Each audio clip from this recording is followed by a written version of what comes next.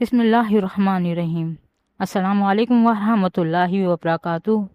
شان عثمان غنی رضی اللہ تعالیٰ عنہ، خریدار جنت، قدیم الاسلام، صحابی رسول، جامع القرآن، تیسرے خلیفۃ المسلمین، امیر المومنین حضرت سیدنا عثمان غنی رضی اللہ تعالیٰ عنہ سابقین اولین میں چوتھے نمبر پر اسلام قبول کرنے والے وہ خوش نصیب صحابی ہیں جنہیں فیاض ازل سے سخاوت کا وہ فیض ملا جس نے آپ کی زندگی کو انفاق فی سبیل اللہ کی رہتی دنیا تک مثال بنا دیا، اور خدمت اسلام میں سخاوت کی وہ وجہ سے سید الاسقیاء کہلائے۔ آپ کو فیضان نبوت سے دو نور عطا کیے گئے، وہ شرف ملا جس نے آپ کو ذو النورین بنا دیا، ورنہ شرف اولاد آدم میں کسی اور کو نصیب نہیں ہوا۔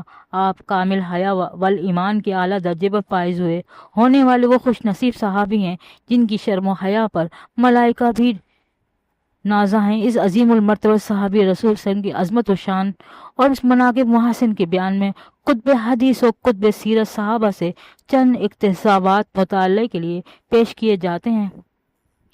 حضرت عثمان غنی رضی تعالیٰ عنہ کا تعارف۔ حضرت سیدنا عثمان غنی رضی تعالیٰ عنہ کا نام و نسب اور خاندانی شجرہ کتب تاریخ کے حوالے سے پیش خدمت ہے۔ آپ رضی تعالیٰ عنہ اس کا نام عثمان، کنیت ابو عمر اور لقب ذو النورین ہے۔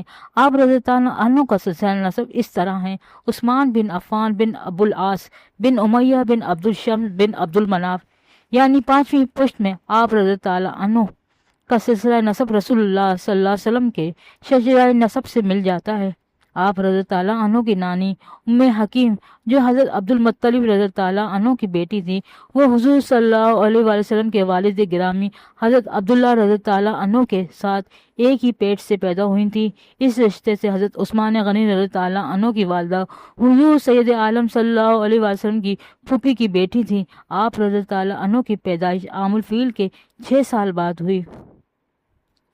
قدیم الاسلام، صحابی رسول صلی اللہ علیہ وآلہ وسلم، حضرت عثمان غنی رضی اللہ عنہ کا شمار اہل مکہ کے رئیس خاندان میں ہوتا ہے۔ آپ کو خاندانی وجاہت کے علاوہ مال و دولت کے لحاظ سے بھی بڑی برتری حاصل تھی۔ طول اسلام کے بعد اور اعلانیہ نبوت دعوت اللہ سے پہلے خفیہ طور پر جب آقا دو جہاں صلی اللہ علیہ وسلم نے تبلیغ کا آغاز کیا تو آپ کی دعوت اللہ سے متاثرین ہونے والوں میں سیدنا ابو بکر صدیق رضی اللہ عنہ میں مردوں میں پہلے مشرف با اسلام ہونے والے خوش نصیب صحابی بنے۔ چنانچہ حضرت صدیق اکبر رضی اللہ عنہ نے ایمان لاتے ہی تبلیغ شروع کر دی اور عشرہ مبشرہ میں سے 5 حضرات آپ ہی کی تبلیغی کوششوں سے اسلام کی دولت سے مالا مال ہوئے۔ انہی میں سے ایک حضرت سیدنا عثمان غنی بن عفان رضی اللہ عنہ بھی تھے جو اسلام سے مشرف ہوئے۔ آپ کے اسلام لانے کی خبر جب آپ کے خاندان والوں کو پتہ چلی تو پورا خاندان ہی ناراض ہو گیا، حتیٰ کہ آپ کے چچا حکم بن العاص نے آپ کو رسی سے باندھ دیا اور آپ سے کہا، جب تک تم نئے مذہب کو نہیں چھوڑو گے ہم تم کو اسی طرح سے باندھ کر رکھیں گے۔ حضرت سیدنا عثمان غنی رضی اللہ عنہ نے اپنے چچا کو جواب میں ایک تاریخی جملہ کہا، یعنی خدائے ذوالجلال کی قسم، مذہب اسلام کو میں کبھی نہیں چھوڑ سکتا اور نہ کبھی اس دولت سے دستبردار ہو سکتا ہوں۔ میرے جسم کے ٹکڑے ٹکڑے کر ڈالو یہ ہو سکتا ہے، مگر دل سے دین اسلام نکل جائے یہ ہرگز نہیں ہو سکتا۔ حکم بن ابی العاص نے جب اس طرح آپ رضی اللہ عنہ کا استقلال دیکھا تو مجبور ہو کر آپ کو رہا کر دیا۔ تاریخ مدینہ، دمشق، عثمان بن عفان۔ حضرت عثمان غنی رضی اللہ عنہ کا جذبہ سخاوت۔ حضرت عثمان بن غنی رضی اللہ عنہ کا جذبہ سخاوت۔ حضرت عثمان بن عفان رضی اللہ عنہ فیضان نبوت کی فیض یافتہ وہ صحابی ہیں جنہوں نے اپنے مال و متاع کے ذریعے خدمت اسلام پیش رہے۔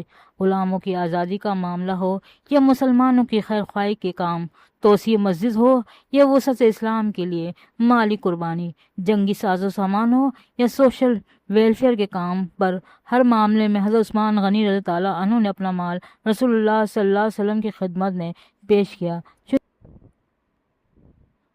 چنانچہ مکے سے مدینے کی طرف ہجرت کے بعد جب مسلمانوں کو پانی کی قلت محسوس کا سامنا کرنا پڑا، اس وقت مدینے میں قبیلہ بنی غفار کے ایک شخص کی ملکیت میں وہ روما نامی کنواں تھا۔ یہ شخص ایک مت کے بدلے پانی کا مشکیزہ بیچتا تھا۔ آپ صلی اللہ علیہ وسلم نے بیر روما کے مالک سے فرمایا کہ مجھے یہ چشمہ جنت کے چشمے کے بدلے بیچ دو۔ مالک کنواں نے حضور علیہ الصلوۃ والسلام کی پیشکش کو قبول کرنے سے معذرت کی، اور جب اس بات کی اطلاع رسول اللہ صلی اللہ علیہ وسلم کے صحابی جناب سیدنا عثمان غنی سے کو معلوم ہوئی تو آپ نے اس کنویں کو 35,000 درہم کا خرید کر بارگاہ رسالت میں حاضر دی اور عرض کی، یا رسول اللہ صلی اللہ علیہ وسلم، اگر میں وہ کنواں خرید دوں تو کیا آپ میرے ساتھ بھی ویسا معاملہ فرمائیں گے، یعنی جنتی چشمے کے بدلے مجھ سے قبول فرمائیں گے؟ رحمت عالم صلی اللہ علیہ وسلم نے ارشاد فرمایا، بالکل۔ حضرت عثمان غنی رضی تعالیٰ عنہ نے عرض کیا، یا رسول اللہ صلی اللہ علیہ وسلم، میں نے وہ کنواں خرید کر تمام مسلمانوں کے لیے وقف کر دیا۔ حوالہ معجم کبیر۔ 2 بار جنت خریدی۔ حضرت سیدنا عثمان غنی رضی تعالیٰ عنہ کو یہ اعزاز حاصل ہے کہ آپ نے رسول اللہ صلی اللہ علیہ وسلم کے انفاق فی سبیل اللہ کی ترغیب پر 2 بار جنت خریدی۔ ایک بار جب کہ بیر روما کو خرید کر مسلمانوں کے لیے وقف کیا، دوسری بار جب غزوہ تبوک کے موقع پر جب رسول اللہ صلی اللہ علیہ وسلم نے جنگ کی تیاری کا اعلان کیا۔ یہ وہ وقت تھا جب مسلمانوں کے پاس جنگی سامان کی بہت زیادہ قلت تھی اور مالی حالت بھی مستحکم نہ تھی۔ در حقیقت مدینے میں قحط پڑا ہوا تھا، لوگ درختوں کے پتے کھا کر گزارا کر رہے تھے، اس لیے اس غزوے کو جیش اسرا یعنی تندرستی کا لشکر کہا جاتا ہے۔ اس اہم موقع پر حضرت عثمان غنی رضی تعالیٰ عنہ نے غزوہ تبوک کی تیاری کے لیے 3 بار یا رسول اللہ صلی اللہ علیہ وسلم کی ترغیب پر 100 اونٹ مع ساز و سامان کے دیے، پھر 200 اونٹ پالان اور سامان کے ساتھ، پھر 300 اونٹ نبی کریم صلی اللہ علیہ وسلم کی بارگاہ میں پیش کرنے کا وعدہ کیا۔ سخاوت عثمان غنی رضی تعالیٰ عنہ کی حدیث بیان کرنے والے راوی حضرت عبد الرحمن بن خباب رضی تعالیٰ عنہ فرماتے ہیں کہ میں نے دیکھا کہ حضور صلی اللہ علیہ وسلم منبر سے اتر جاتے تھے اور فرماتے جاتے تھے، یعنی ایک ہی جملے کو حضور سید عالم صلی اللہ علیہ وسلم نے 2 بار فرمایا۔ اس جملے کا مطلب یہ ہے کہ عثمان کو وہ عمل کوئی نقصان نہیں پہنچائے گا جو اس کے بعد وہ کریں گے۔ حوالہ خلفائے راشدین۔ حضرت عثمان غنی کا اتباع رسول صلی اللہ علیہ وسلم۔ امیر المومنین حضرت سیدنا عثمان غنی رضی تعالیٰ عنہ زبردست عاشق رسول صلی اللہ علیہ وسلم بلکہ عاشق مصطفیٰ صلی اللہ علیہ وسلم کا عملی نمونہ تھے۔ اپنے اقوال و افعال میں محبوب رب ذوالجلال صلی اللہ تعالیٰ علیہ وسلم کے سنتیں اور ادائیں خوب اپنایا کرتے تھے۔ چنانچہ ایک دن حضرت سیدنا عثمان غنی رضی تعالیٰ عنہ نے مسجد کے دروازے پر